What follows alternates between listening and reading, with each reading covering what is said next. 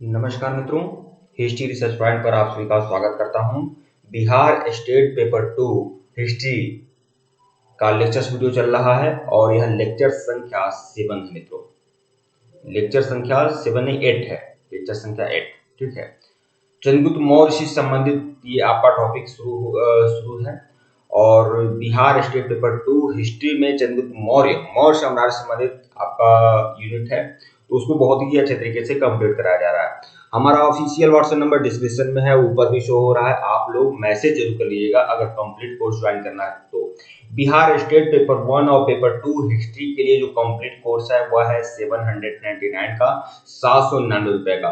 लेकिन अगर आप लोग बिहार स्टेट पेपर 2 पेपर 1 के साथ साथ अगर आप लोग पीजीटी हिस्ट्री के लिए, बीपीएससी पीजीटी हिस्ट्री के लिए भी ज्वाइन करना चाहते हैं तो इसकी फीस आपका 1499 रुपया है। ठीक है, जो भी लोग कोर्स को ज्वाइन करना चाहते हैं ज्वाइन कर सकते हैं। हमारा ऑफिशियल व्हाट्सएप नंबर डिस्क्रिप्शन में है, ऊपर भी शो हो रहा है, यहाँ पर भी शो हो रहा है। आइए शुरुआत करते हैं मौर्य साम्राज्य। मौर्य साम्राज्य के बारे में इसके पहले मैं आप लोग को एक लेक्चर दे चुका हूँ और जहां से खत्म किए थे वहीं से शुरू करते हैं। चंद्रगुप्त मौर्य के बारे में देखेंगे। पृष्ठभूमि तो हमने बता दिया था, ये बता दिया था कि मौर्य साम्राज्य की स्थापना कैसे हुई थी और मौर्य साम्राज्य का एक मैप भी हमने दिखाया था। यहाँ पर मौर्य साम्राज्य के जो चक्रवर्ती शासक हुए, 3 महत्वपूर्ण शासक, चंद्रगुप्त मौर्य, बिंदुसार और सम्राट अशोक, इनके बारे में थोड़ा बहुत ओवरव्यू हमने दिया था।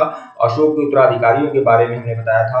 अब हम चंद्रगुप्त मौर्य के बारे में बताएंगे। अब विस्तार से चंद्रगुप्त मौर्य के बारे में जानकारी आप लोगों को देंगे और यह भी आपको बता दें कि मौर्य साम्राज्य से संबंधित जो टॉपिक मैं पढ़ा दूंगा, बता दूंगा, समझा दूंगा, अगर बिहार स्टेट में जितने भी प्रश्न आएंगे यहीं से आएंगे, यह ध्यान में आप लोग रखिएगा। यह पढ़ाया नहीं जाता है, पिला दिया जाता है। हिस्ट्री रिसर्च पॉइंट वह चैनल है। जो भी मटेरियल मिलेगा आप लोग को बेहतरीन मिलेगा, जबरदस्त मिलेगा, रामबाण मिलेगा। ठीक है, तो चंद्रगुप्त मौर्य के बारे में देखेंगे। चंद्रगुप्त मौर्य कोई साधारण शासक नहीं थे। इन्होंने एक बहुत बड़े साम्राज्य की स्थापना की। इतने बड़े साम्राज्य की स्थापना अभी तक भारत के इतिहास में नहीं हुई है। विश्व के इतिहास में तो बहुत सारे हैं, एम्पायर हैं, लेकिन भारत के इतिहास में चंद्रगुप्त मौर्य का साम्राज्य आज के भारत से भी बड़ा था। समझ लीजिए, हमने आप लोग को मैप में आप लोग को बताया था, दिखाया था। यहाँ पर मैप में फिर से दिखा देता हूँ। हमने बताया था आपको कि आज का केरल और तमिलनाडु का कुछ हिस्सा और पूर्वी बंगाल का कुछ हिस्सा, जिसे हम बांग्लादेश बोलते हैं, उसका कुछ हिस्सा, और फिर लद्दाख, बस इतने ही क्षेत्र चंद्रगुप्त मौर्य की सीमा से बाहर थे भारत के। उसके अलावा पूरा भारत शामिल था, यहाँ तक कि आज का पाकिस्तान, आज का अफगानिस्तान भी इसमें शामिल था। इतना बड़ा चंद्रगुप्त मौर्य का साम्राज्य था। तो आज उसी इतने बड़े साम्राज्य, बहुत बड़े साम्राज्य की स्थापना करने वाले चंद्रगुप्त मौर्य के बारे में देखेंगे। चंद्रगुप्त मौर्य के बारे में कुछ बुनियादी बातें, विशेष बातें वह देख लेते हैं। तो इनका जो जन्म हुआ था वो 345 बीसी में हुआ था। राजारोहण कब होता है, यह राजगद्दी पर कब बैठते हैं चंद्रगुप्त मौर्य, तो यह बैठते हैं 322 बीसी में। इनके गुरु और उनके प्रधानमंत्री कौन रहते हैं, चाणक्य। चाणक्य का नाम है विष्णुगुप्त, इनके नाम कौटिल्य भी है। ठीक है, चाणक्य चंद्रगुप्त मौर्य के प्रधानमंत्री थे और उनके गुरु थे। अरे चाणक्य के ही परामर्श से, चाणक्य के ही प्रयास से चंद्रगुप्त मौर्य ने मौर्य साम्राज्य की स्थापना की। चंद्रगुप्त मौर्य जिस धर्म को मानते थे वह है जैन धर्म, और जैन धर्म के द्वारा ही इन्होंने जब अंतिम समय व्यतीत किया, जब उन्होंने अपना देह त्याग किया, तो जैन धर्म के अनुसार ही त्याग किया। संलेखना पद्धति से इन्होंने उपवास रहते हुए, उपवास रहते हुए इन्होंने अपने प्राण का त्याग किया। तो जैन धर्म की परंपरा है संलेखना पद्धति। ठीक है, और यह जैन धर्म के पोषक थे। चंद्रगुप्त मौर्य की जो राजभाषा थी वह क्या थी, पाली थी। पाली इनकी राजभाषा थी। और चंद्रगुप्त मौर्य का जो राजकीय चिन्ह था वह था मयूर था। तो यह कहा जाता है कि मौर्य वंश के जो लोग थे वह मोर से बहुत ज्यादा स्नेह करते थे, मयूर से बहुत ज्यादा स्नेह करते थे, इसीलिए इनका नाम भी पड़ गया मौर्य। और इनके राजकीय चिन्ह जो थे वह थे मयूर। राजकीय चिन्ह इनका मयूर मतलब मोर था। ठीक है, तो यह बुनियादी बात है चंद्रगुप्त मौर्य के बारे में। और इनका जो शासनकाल रहता है 322 से 298 बीसी तक। ठीक है, मौर्य वंश के शासक किस वर्ण के थे, इसको लेकर इतिहासकारों में मतभेद है, लेकिन बौद्ध और जैन परंपरा के अनुसार उसे चंद्रगुप्त कहा जाता है। देखिए, मौर्य वंश के जो शासक हैं इनके बारे में अलग अलग मत हैं। कुछ लोग इनको ब्राह्मण मानते हैं, कुछ लोग इनको ब्राह्मण मानने वाले तो बहुत कम हैं, लेकिन शूद्र और क्षत्रिय मानने वाले ज्यादा हैं। मतलब कुछ विद्वान यह मानते हैं कि यह शूद्र थे, ठीक है, चंद्रगुप्त मौर्य जो था वह शुद्ध था, ठीक है, मौर्य जो थे शुद्ध थे। और कुछ विद्वान मानते हैं कि यह क्षत्रिय थे। मैं आपको बता दूं, ब्राह्मण परंपरा के जितने भी लोग हैं, जो ब्राह्मण ग्रंथ हैं, ब्राह्मण धर्म ग्रंथ हैं, उसमें चंद्रगुप्त मौर्य को, मतलब मौर्य साम्राज्य के लोगों को शूद्र बताया गया है, शूद्र बताया गया है। जबकि बौद्ध और जैन परंपरा के ग्रंथों में चंद्रगुप्त मौर्य को क्या बताया गया है? क्षत्रिय बताया गया है, क्षत्रिय बताया गया है, ठीक है। ऐसा इसलिए भी प्रमाणित लगता है क्योंकि चंद्रगुप्त का गुरु चाणक्य वर्णाश्रम धर्म का प्रबल पोषक है, जिसके अनुसार क्षत्रिय वर्ण का व्यक्ति ही राजत्व का अधिकारी हो सकता है। तो यह भी माना गया कि चाणक्य जो था वह ब्राह्मण परंपरा का था और वर्णाश्रम व्यवस्था को मानने वाला था चाणक्य, और इसीलिए वह किसी शूद्र को तो शासक बना नहीं सकता, वह क्षत्रिय को ही शासक बना सकता है, ठीक है। ऐसा इसलिए भी कहा गया, और बौद्ध और जैन ग्रंथों में इसे क्षत्रिय ही कहा गया है चंद्रगुप्त मौर्य को, ठीक है। लेकिन ब्राह्मण परंपरा के बाकी जो बहुत सारे ग्रंथ हैं उसमें शूद्र कहा गया है। लेकिन देखिए, यहाँ पर चाणक्य को डिकोड करते ही ये बात नहीं की जा सकती कि चाणक्य जो था वर्णाश्रम धर्म का पोषक था, वह ब्राह्मण था, इसलिए वह क्षत्रिय को ही राजत्व का अधिकारी मान सकता है। मैं आपको बता दूं कि चाणक्य जो था वो बहुत ही प्रगतिशील सोच का था, वह इस सोच का नहीं था। तो यह जो तर्क है ये बिल्कुल गलत होगा, ठीक है। लेकिन ये बात है कि बौद्ध और जैन ग्रंथों में इसे क्षत्रिय माना गया है, और ज्यादातर यही मान्यता है कि यह चंद्रगुप्त मौर्य क्या था? क्षत्रिय था, मतलब मौर्य वंश के जो लोग थे वह क्षत्रिय ही थे, ठीक है। ब्राह्मण परंपरा के लोगों ने शूद्र उसे केवल हो सकता है ईर्ष्यावश कह दिया होगा, ठीक है, क्योंकि वह ब्राह्मण परंपरा को तो मानता नहीं था, वह बौद्ध परंपरा को मानता था। तो इसीलिए ईर्ष्यावश या प्रतिरोध में, विरोध में उन्होंने शूद्र कह दिया, ठीक है। चंद्रगुप्त मौर्य का जो प्रारंभिक जीवन है वह कैसा था? मैं आपको बता दूं, चंद्रगुप्त मौर्य जो था एक चरवाहा का लड़का था, ठीक है। जब चाणक्य शिखा खुलती है, नंद वंश कट जाता है। चाणक्य ने अपनी शिखा खोली थी घनानंद के दरबार में, जब तक मैं नंद वंश का समूल नाश नहीं कर दूंगा, मैं अपनी शिखा नहीं बांधूंगा। और अपनी खुली हुई शिखा लेकर वह राज दरबार से निकल जाता है, और फिर वह एक जगह राजकीलम नामक खेल खेलता हुआ कुछ बच्चों का झुंड देख लेता है, समूह देख लेता है। जो बच्चे, कोई मंत्री बना है, कोई सेनापति बना है, कोई चोर बना है, कोई अधिकारी बना है। इस तरह से राजकीलम नामक खेल होता है, और इसमें दिखता है कि बालक राजा के परिवेश में है, राजा बनकर न्याय कर रहा है सभी के साथ। तो चंद्रगुप्त मौर्य से उस बालक का नाम रहता है चंद्रगुप्त मौर्य, और चाणक्य उससे प्रभावित हो जाता है। और यह लगता है चाणक्य को कि यह जो बच्चा है, अगर इसको उचित प्रशिक्षण मिले, शिक्षा मिले, तो यह जरूर भारत में राजनीतिक एकता ला सकता है और नंद वंश का विनाश करके मौर्य वंश की स्थापना कर सकता है, मतलब एक बड़ी साम्राज्य की स्थापना कर सकता है, ठीक है।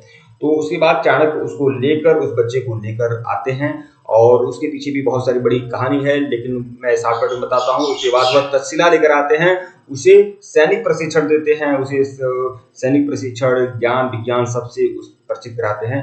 और उसके बाद प्रयास, चंद्रगुप्त मौर्य और चाणक्य के प्रयास से नंद वंश का विनाश होता है, और नंद वंश के स्थान पर मौर्य वंश की स्थापना होती है। तो चंद्रगुप्त मौर्य के वंश और जाति के संबंध में विद्वानों में एक मत नहीं है। कुछ विद्वान ब्राह्मण साहित्य, मुद्रा राक्षस, विष्णु पुराण आदि आधार पर उसे शूद्र माना है। मतलब इन ग्रंथों में, विष्णु पुराण में और मुद्रा राक्षस में, इसे क्या कहा गया है? शूद्र कहा गया है। अधिकांश विद्वान क्षत्रिय होने पर सहमत हैं। ब्राह्मण साहित्य में चंद्रगुप्त मौर्य को क्या कहा गया है? शूद्र कहा गया है। जैन और बौद्ध साहित्य में उसे क्षत्रिय कहा गया है। ग्रीक साहित्य में, मतलब जो यूनानी साहित्य है, उसमें उसे निम्न कुल का नहीं बल्कि निम्न परिस्थितियों में जन्मा हुआ बताते हैं। मतलब यूनानी साहित्य में ये कहा गया है कि जो चंद्रगुप्त मौर्य था वो निम्न कुल का नहीं था, लेकिन उसका जो पारिवारिक परिवेश था, मतलब एक तरह से कठिनाई वाला जीवन था, जिसकी वजह से वह निम्न परिस्थितियों में जन्मा। जैसे कभी ऐसा भी होता है कि कुलीन लोग भी संकटों में घिर जाते हैं। कुलीन लोग भी होते हैं, जो कुलीन परिवार के बच्चे होते हैं, अगर वह माता पिता नहीं है तो उनको भी कष्ट उठाना पड़ता है निम्न कुल की भांति, ठीक है। तो ग्रीक साहित्य में ये कहा गया कि चंद्रगुप्त मौर्य जो था निम्न कुल का नहीं था, लेकिन निम्न परिस्थितियों में जन्मा हुआ बालक था।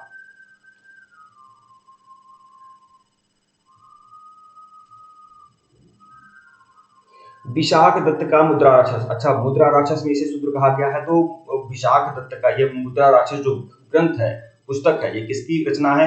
विशाख दत्त की रचना है। तो विशाख दत्त की मुद्रा राक्षस में चंद्रगुप्त मौर्य को वृषल कहा गया। वृषल का मतलब होता है निम्न कुल का, ठीक है।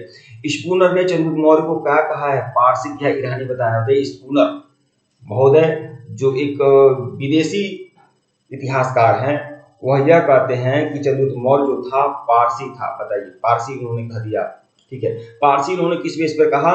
क्योंकि चंद्रगुप्त मौर्य ने अपने राज दरबार में अग्नि जलाने की परंपरा का विकास किया था, अग्नि जलाने की परंपरा की शुरुआत किया था। और अग्नि जलाने की जो परंपरा होती है वह ईरानियों में थी, पारसियों में थी। तो इसका मतलब तो थोड़ी हो जाता है कि चंद्रगुप्त मौर्य पारसी था। हो सकता है किसी भी राज्य की, किसी भी देश की, किसी भी जाति की अगर कोई परंपरा अपनाता है तो प्रभावित होकर अपना लिया होगा, ठीक है, प्रभावित होकर अपना लिया होगा, ठीक है, अग्नि की परंपरा। लेकिन स्पूनर महोदय ने उसी परंपरा के आधार पर चंद्रगुप्त मौर्य को पारसी और ईरानी कह दिया, ठीक है। देखिए आगे भी देखिएगा, बृहत कथा मंजरी। बृहत कथा मंजरी यह आपका पुस्तक है, बृहत कथा मंजरी, और यह किसी पुस्तक है? क्षेमेंद्र की पुस्तक है। क्षेमेंद्र कृत बृहत कथा मंजरी तथा सोमदेव कृत कथा सरित सागर में चंद्रगुप्त मौर्य को क्या कहा गया है? शूद्र उत्पत्ति के विषय में विवरण दिया गया है, मतलब शूद्र माना गया है, ठीक है। बृहत कथा मंजरी जो क्षेमेंद्र की पुस्तक है और कथा सरित सागर जो सोमदेव की पुस्तक है, इसमें चंद्रगुप्त मौर्य को शूद्र कहा गया है। तो किस ग्रंथों की शूद्र कहा गया है? बृहत कथा मंजरी में, कथा सरित सागर में, मुद्रा राक्षस में। जबकि ब्राह्मण साहित्यों में, इसी ब्राह्मण साहित्यों में भी शूद्र कहा गया है, लेकिन बौद्ध और जैन ग्रंथों में उसे क्षत्रिय कहा गया है। देखिए बौद्ध ग्रंथ महाबोधि वंश के अनुसार मौर्य ने पाली तराई के पास गोरखपुर क्षेत्र के पिपली वन के छोटे गणराज्यों के क्षत्रिय वंश के शासक थे, ठीक है। मतलब बौद्ध ग्रंथ महावंश के अनुसार मौर्य क्या थे? मौर्य जो थे गणराज्यों के क्षत्रिय वंश के शासक थे, मतलब बौद्ध ग्रंथ भी इसे क्षत्रिय मान रहा है। हेमचंद्र का परिशिष्ट पर्वन, हेमचंद्र ने एक पुस्तक लिखी है परिशिष्ट पर्वन, ये भी जैन धर्म का ग्रंथ है, और इसमें चंद्रगुप्त मौर्य को मयूर पोषकों के गांव के मुखिया की पुत्री का पुत्र कहा गया है। मतलब मयूर पोषक मतलब मोर पालने वाले मुखिया की पुत्री का पुत्र कहा गया है हेमचंद्र के परिशिष्ट पर्वन में। तो ये सब स्टेटमेंट जरूर ध्यान में रखिएगा आप लोग, ठीक है। और यह आपका प्रश्न आता है कि परिशिष्ट पर्वन के रचनाकार कौन है? तो हेमचंद्र है, ठीक है। और इसी ग्रंथ में चंद्रगुप्त मौर्य को मयूर पोषकों के मतलब मोर पालने वाले गांव के मुखिया की पुत्री का पुत्र कहा गया है, ठीक है। इसीलिए चंद्रगुप्त मौर्य का नाम मौर्य पड़ा, ठीक है। बौद्ध ग्रंथ महापरिनिर्वाण सूत्र में मौर्यों को पिपली वन के क्षत्रिय बताया गया है। तो पिपली वन का क्षत्रिय बताया गया है बौद्ध ग्रंथ महापरिनिर्वाण सूत्र में, ठीक है। तो यह देख सकते हैं कि चंद्रगुप्त मौर्य का प्रारंभिक जीवन और उसके वंश के बारे में, उसकी जाति के बारे में यह सब तर्क अलग अलग विद्वानों के हैं, ठीक है। चंद्रगुप्त मौर्य के अन्य नाम देखिए, चंद्रगुप्त मौर्य का जैसे मान लीजिए जो यूनानी साहित्यकार है, यूनानी इतिहासकार है, ईरानी इतिहासकार है, जो भी विदेशी लोग हैं, इन्होंने अलग अलग नामों से चंद्रगुप्त मौर्य को बुलाया, चंद्रगुप्त मौर्य के बारे में लिखा अलग अलग नाम से। जैसे एक नाम सेंड्रोकोटस, यह साहित्य में मिलता है, पुराने साहित्यों में यह नाम मिलता है सेंड्रोकोटस। तो यह नाम क्या है सेंड्रोकोटस? तो देखिए विलियम जोन्स, जिन्होंने एशियाटिक सोसाइटी ऑफ बंगाल की स्थापना किया था, इस संस्था की स्थापना करने वाले विलियम जोन्स थे, जो पुरातन परंपरा के जो साहित्य हैं उस पर अन्वेषण करने के लिए संस्था बनाई गई थी, एशियाटिक सोसाइटी ऑफ बंगाल, जिसकी स्थापना करने वाले विलियम जोन्स हैं। तो विलियम जोन्स ऐसे विद्वान है जिन्होंने सेंड्रोकोटस की पहचान मौर्य शासक चंद्रगुप्त मौर्य से की, ठीक है। मतलब साहित्य में, जो पुराने साहित्य में सेंड्रोकोटस की पहचान किसके रूप में किया था? चंद्रगुप्त मौर्य के रूप में किया था विलियम जोन्स ने, ठीक है। बहुत ही ज्यादा महत्वपूर्ण है ये। देखिए एरियन और प्लूटार्क ने चंद्रगुप्त मौर्य को क्या कहा? एंड्रोकोटस कहा। एरियन और प्लूटार्क उस समय के समकालीन इतिहासकार थे, उस समय के समकालीन साहित्यकार थे, और उन्होंने चंद्रगुप्त मौर्य को क्या कहा? एंड्रोकोटस कहा। एरियन और प्लूटार्क ने एंड्रोकोटस कहा, जबकि विलियम जोन्स ने सेंड्रोकोटस कहा। तो विलियम जोन्स ने नहीं कहा, मतलब साहित्यों में सेंड्रोकोटस नाम था, तो विलियम जोन्स ने कहा कि यह सेंड्रोकोटस जो नाम है असल में चंद्रगुप्त मौर्य के लिए ही है, ठीक है। जस्टिन ने सेंड्रोकोटस, देखिए जस्टिन ने शुरुआत में जस्टिन ने सेंड्रोकोटस कहा था चंद्रगुप्त मौर्य को, ठीक है। और इस सेंड्रोकोटस की पहचान विलियम जोन्स ने की थी चंद्रगुप्त मौर्य के रूप में। तो जस्टिन ने सेंड्रोकोटस कहा, और देखिए जस्टिन ने सेंड्रोकोटस मतलब चंद्रगुप्त मौर्य को सेंड्रोकोटस कहा, और जस्टिन ने ही सिंड्रोकोटस और सिकंदर महान की भेंट का उल्लेख किया। जस्टिन वह विद्वान था जिसने यह उल्लेख किया कि चंद्रगुप्त मौर्य और सिकंदर के बीच में एक अच्छी मुलाकात हुई थी। ठीक है, तो परीक्षा में इस तरह से प्रश्न आ सकता है कि चंद्रगुप्त मौर्य और सिकंदर की भेंट का उल्लेख किसने किया था, तो जस्टिन ने किया था। ठीक है, ढूंढीराज और श्रीधर स्वामी ने चंद्रगुप्त मौर्य को मुरा नामक महिला से उत्पन्न बताया। देखिए, मुरा नामक महिला कौन है? साहित्यों में यह कहा गया है कि घनानंद की एक पत्नी थी मुरा। घनानंद की एक पत्नी थी मुरा और मुरा से उत्पन्न बालक था चंद्रगुप्त मौर्य। ठीक है, कुछ साहित्यों में ऐसा कहा गया है, हालांकि यह सही नहीं हो सकता है। ठीक है, तो ढूंढीराज, देखिए ढूंढीराज और श्रीधर स्वामी ने चंद्रगुप्त मौर्य को मुरा नामक महिला से उत्पन्न हुआ बताया है। तो अलग अलग विद्वानों का अलग अलग मत है चंद्रगुप्त मौर्य के अन्य नाम के बारे में। तो ये सब चीजें बहुत ही अच्छे तरीके से देख लीजिएगा, बहुत ही ज्यादा महत्वपूर्ण है। ठीक है, और विशेष रूप से यह विलियम जोन्स ने सिंड्रोकोटस की पहचान चंद्रगुप्त मौर्य के रूप में की, यह भी इंपॉर्टेंट है। एरियन और प्लूटार्च ने इसे एंड्रोकोटस कहा, यह इंपॉर्टेंट है। कि जस्टिन ने ही सिकंदर और चंद्रगुप्त मौर्य की भेंट का उल्लेख किया, यह इंपॉर्टेंट है। ठीक है, ये सभी इंपॉर्टेंट प्रश्न है। और इन साहित्य को लिखने वाले कौन कौन थे, यह भी ध्यान रखिएगा। हेमचंद्र जो थे परशिष्ट पर्वन लिखे थे। बौद्ध ग्रंथ महाबोधि वंश के अनुसार मौर्य क्या थे? क्षत्रिय थे। मतलब बौद्ध ग्रंथ और जैन ग्रंथ दोनों के अनुसार मौर्य क्या थे? क्षत्रिय थे। बृहद कथा मंजरी के लेखक क्षेमेंद्र थे और कसाद सरिसागर के लेखक सोमदेव थे। और इन दोनों में मौर्य को क्या बताया गया है? शुद्ध उत्पत्ति के बारे में बताया गया है। यह बताया गया है कि मौर्य क्या थे? शुद्ध थे। ठीक है मित्रों, वीडियो को लाइक और चैनल को सब्सक्राइब करेगा, टेलीग्राम को बिल्कुल ज्वाइन करेगा, लिंक डिस्क्रिप्शन में दिया गया है। इससे पहले का वीडियो नहीं देखे हैं तो प्लेलिस्ट में जाइएगा, Bihar state paper 2 history lectures video के नाम से प्लेलिस्ट बनी हुई है, जाकर जरूर देखिएगा। और हमारे ऑफिशियल व्हाट्सएप नंबर पर मैसेज कर लीजिएगा, ऑफिशियल व्हाट्सएप नंबर डिस्क्रिप्शन में है, ऊपर भी शो हो रहा है। और यह हमारा ऑफिशियल व्हाट्सएप नंबर है 8318397276, ऊपर भी शो हो रहा है। इसकी फीस केवल 1499 रुपया रखी हुई है। देखिए 1499 रुपया अगर आप केवल बिहार स्टेट पेपर 2 हिस्ट्री के लिए जुड़ना चाहते हैं तो इसकी फीस केवल 799 है। लेकिन अगर आप लोग TGT, PGT, BPSC, TGT, PGT के लिए भी जुड़ना चाहते हैं तो एक ही फीस आपकी रहेगी 1499 रुपया। ठीक है मित्रों, धन्यवाद आप लोग को।